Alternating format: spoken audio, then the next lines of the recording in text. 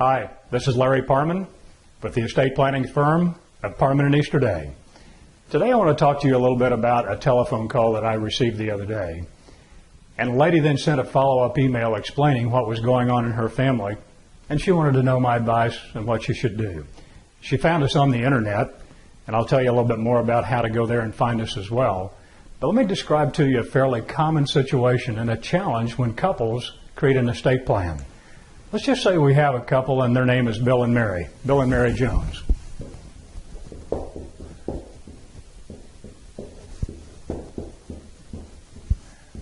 Let's say, for example, that Bill and Mary have two children, John and Susan. They're going to leave everything to those two children in equal shares in their estate plan.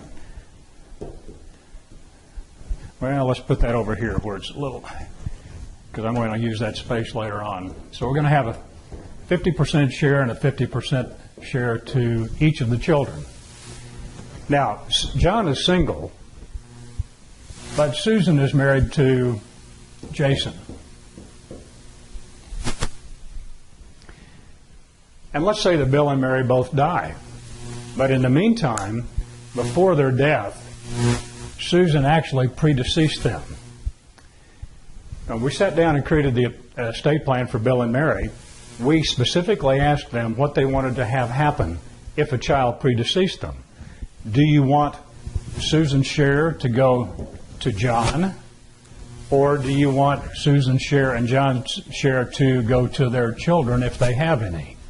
So typically what most people choose is they want it to go to the other sibling if there are no grandchildren involved.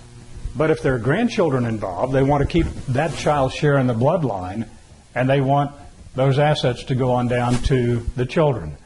In this case, if Susan had predeceased Bill and Mary, their estate plan, keeping it in the bloodline, would have given Susan's 50% share and equal shares to those two grandchildren.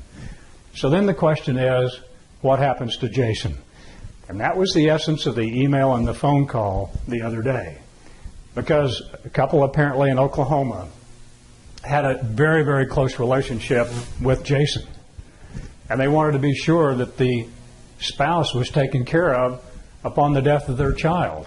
Well, the problem is the estate plan did not stipulate that that's what would happen.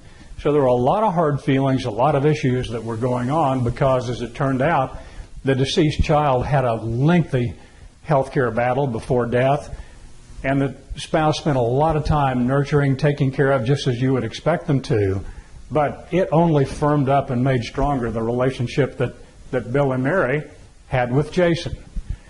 So the question is, what can be done about that? And it makes it very difficult because even if there's understanding and agreement with John, or if there's another sibling out here, one might feel differently. One might feel that, no, that's what Mom and Dad's plan said, so Susan's share should go on down to her children. Because they're still minors, they still have their college expenses in front of them. And the argument would be that if that's the case, and the property does go on down to the grandchildren, even if it's held in trust if they're minors, it's tantamount to a gift to Jason because it creates a financial resource for him that he will not have to use out of his pocket to take care of these two children.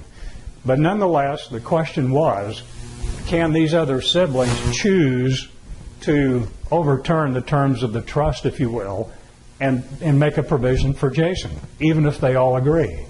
Well, that's where it becomes very, very difficult. So typically, if that case goes to court, the court's going to uphold that distribution pattern. And Susan's share will go on down to those two grandchildren to be held in trust or distributed to them in whatever ways that the trust document or the last will and testament provides.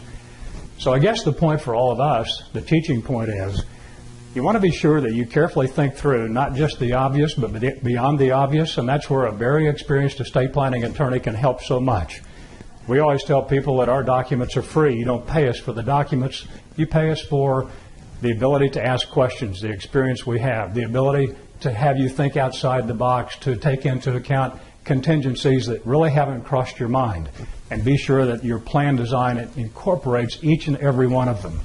So again, we hope this lesson about inadvertent challenges that can come up when creating an estate plan has been helpful as you create your own plan.